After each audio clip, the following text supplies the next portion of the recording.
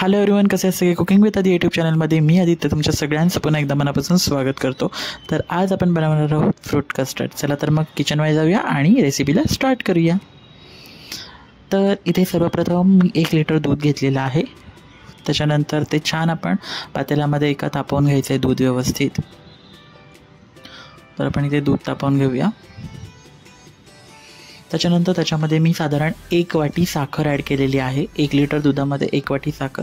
तुम्हाला जर जास्त गोड हवं असेल तर तुम्ही 1.5 वाटी टाकू शकता, पण मला कमी गोड आवडतं त्याच्यामुळे मी 1 वाटी साखर टाकलेली आहे. सो आपण ते छान साखर वितळवून घ्यायचे, व्यवस्थित मिक्स करून घेऊया आणि दुधाला छान उकळी आणून द्यायची. त्याच्यानंतर एका साईडला आपण थोडंसं दूध जे आहे ते काढून घेतलेलं होतं आणि आपण कस्टर्ड पावडरसुद्धा घेतलेली आहे. साधारण अर्धी वाटी कस्टर्ड पावडर 1 वाटी दुधात आपण मिक्स करून घेणार आहोत आणि त्याची पेस्ट बनवून घेणार आहोत. ओके, दूध रूम टेम्परेचरलाच घ्यायचं आहे, गरम दूध घ्यायचं नाही या प्रोसेसला. तर आपण अशा पद्धतीने त्याची पेस्ट बनवून घेतलेली आहे छान कस्टर्ड पावडरची. तर आपण ही प्रॉपर स्मूथ पेस्ट करून घ्यायची आहे, कारण कुठल्याही प्रकारच्या ह्याच्यामध्ये गुठळा राहता कामा नये. आणि त्याच्यानंतर ह्या प्रोसेसने आपली जी तयार पेस्ट आहे या दुधामध्ये ओतायची आहे. आपण दूध कंटिन्यूअस हलवत राहायचं आहे आणि पेस्ट अगदी थोडी थोडी ओतत राहायचं आहे आणि त्याच्यानंतर त्याचा एक क्रीमी टेक्स्चर तयार करायचा आहे. सो तुम्ही टेक्स्चर बघा. नंतर आपण आधी हे सगळं जे कस्टर्डचं पेस्ट आहे ते आपण ह्या मिल्कमध्ये ॲड करून घेतो आहे आणि कंटिन्यू ढवळत राहायचं आहे, जेणेकरून त्याच्या गुठळ्या होत नाहीत. आणि जर ढवळलं नाहीत तर त्याचे गोळे होतात आणि तुमचं कस्टर्ड जे आहे ते खराब होऊन जातं. सो ही प्रोसेस कंटिन्यू ठेवायची आहे. आणि बघू शकताय कसलं भारी क्रीमी टेक्स्चर आलेलं आहे. एकदम थिक अशी क्रीम आता रेडी झालेली आहे आपली.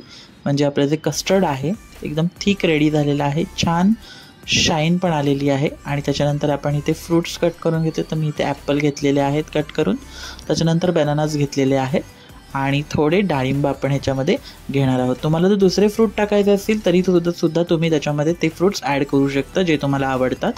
आणि आता हे फ्रूट्स सगळे व्यवस्थित मिक्स करून घेऊया आणि तयार जी क्रीम आपण केलेली होती ती ह्याच्यामध्ये आपण ओतून घेऊया.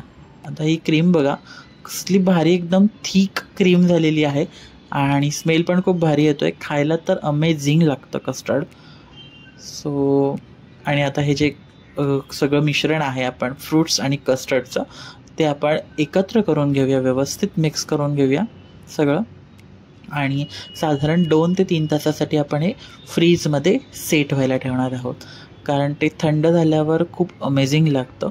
सो ही माझी रेसिपी तुम्हाला कशी वाटली हे मला कमेंट करून नक्कीच सांगा. आणि महत्त्वाचं म्हणजे आषाढ स्पेशल सप्ताहातील, उपवास सप्ताहातील आपली ही शेवटची रेसिपी होती. पुन्हा लवकरच आपण एका नवीन व्हिडिओसोबत भेटू.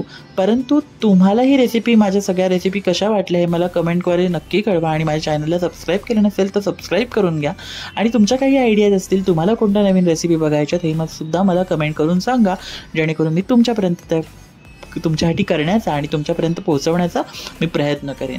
पुन्हा भेटूया एका नवीन व्हिडिओसोबत. तोपर्यंत आपलं नेहमीच चमचमीत खा आणि तंदुरुस्त राहा. धन्यवाद.